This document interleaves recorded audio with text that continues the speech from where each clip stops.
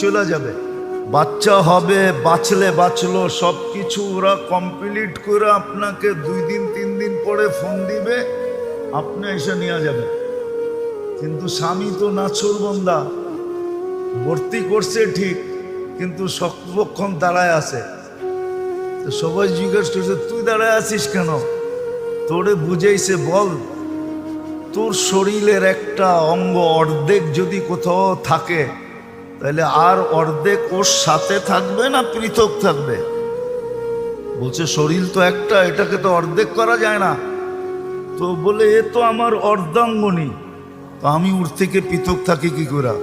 ও তো 10 মাস কষ্ট করলো আমার বাচ্চার জন্য, আমি ওর জন্য 2 দিন কষ্ট করতে পারবো না? এই স্বামী স্ত্রীর ভালোবাসার টান দেখে ওই নার্স মুসলমান হয়ে গেছে। বলছে আমি মুসলমান হইলেও কি আমার স্বামী